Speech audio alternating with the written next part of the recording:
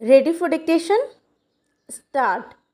एक और MiG-21 का दुर्घटनाग्रस्त होना दुखद और अफसोसजनक भी है। दुखद इसलिए कि इससे 3 नागरिकों की जान चली गई और अफसोसजनक इसलिए कि उड़ता ताबूत कहे जाने के बावजूद इस विमान का अभी भी प्रशिक्षण में प्रयोग करना पड़ रहा है। उत्तरी राजस्थान के हनुमानगढ़ जिले के बहलोल नगर गांव में सोमवार सुबह MiG-21 लड़ाकू विमान एक घर पर जा गिरा, जिससे 3 महिलाओं की मौत हो गई और 2 अन्य घायल हो गईं।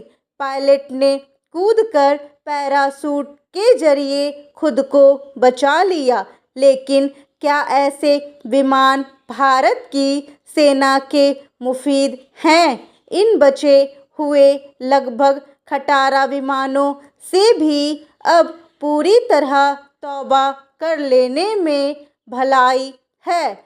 गौर करने की बात है कि विमान ने सूरतगढ़ वायुसेना स्टेशन से उड़ान भरी थी और उड़ान भरने के तुरंत बाद पायलट ने तकनीकी खराबी की सूचना दे दी थी।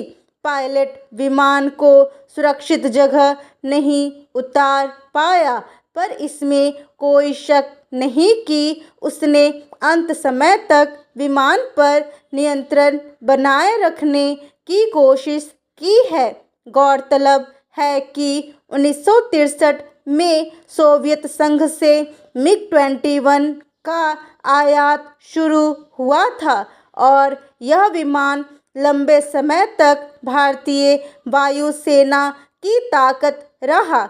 विंग कमांडर अभिनंदन वर्धमान ने ऐसे ही एक MiG-21 से अमेरिकी पाकिस्तानी F-16 को मार गिराया था। MiG-21 ने तमाम लड़ाइयों और सैन्य अभियानों में भारत को मजबूती दी है, पर एक स्याह तथ्य यह भी है कि MiG-21 की दुर्घटनाओं का सिलसिला 1966 में ही शुरू हो गया था। कुल 840 विमानों में से भी 400 से ज़्यादा विमान दुर्घटनाग्रस्त हो चुके हैं। करीब 200 पायलट शहीद हो चुके हैं और करीब 50 नागरिकों पर ये विमान मौत बनकर बरस चुके हैं। इन पुराने विमानों का मोह झटके से छोड़ देना चाहिए। योजना के अनुसार 2024-25 तक ये विमान उपयोग से बाहर हो जाएंगे, लेकिन खतरे को देखते हुए इस योजना में परिवर्तन करना चाहिए। कोई ज़रूरत नहीं है कि ऐसे विमानों को आम लोगों और पायलट की जान से खेलने का मौका दिया जाए। दशकों पुराने MiG-21 में समय समय पर सुधार किए गए हैं, लेकिन इसके बावजूद उन्हें 16 आना चाक चौबंद नहीं बनाया जा सकता। तकनीकी खराबियों की आशंका हमेशा बनी रहती है और ताज़ा हादसा भी तकनीकी खामी की वजह से हुआ है। सेना हादसे की जांच करेगी, जरूरी सुधार भी करेगी, पर उसे जो नुकसान हुआ है उसका समग्रता में अध्ययन करते हुए ही शीघ्र फैसला लेना चाहिए। इस दुखद हादसे की कुल ध्वनि यही है कि भारत को जल्द से जल्द नए विमान चाहिए। अभी हमारे पास अपनी ज़रूरत से कम विमान है।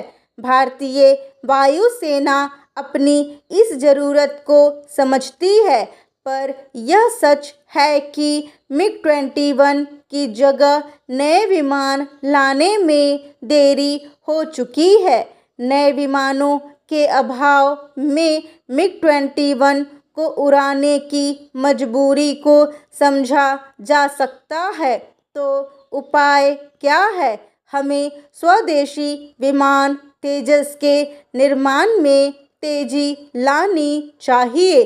तेजस का आगमन अगले साल के मध्य में होगा और तेजस ही बहुत हद तक MiG-21 की जगह ले सकेगा। राफेल की आपूर्ति धीरे धीरे हो रही है। विमान निर्माण में तेजी लाने के साथ ही दुनिया के श्रेष्ठ युद्धक विमान खरीदने में भी भारत को पीछे नहीं रहना चाहिए। आज के जोखिम भरे समय में भारतीय सेना का हर संभव संसाधनों से लैस रहना जरूरी है। जो समय बीत गया उसकी चिंता छोड़कर आगामी 30-40 साल की चिंता और योजना के साथ आगे बढ़ना चाहिए।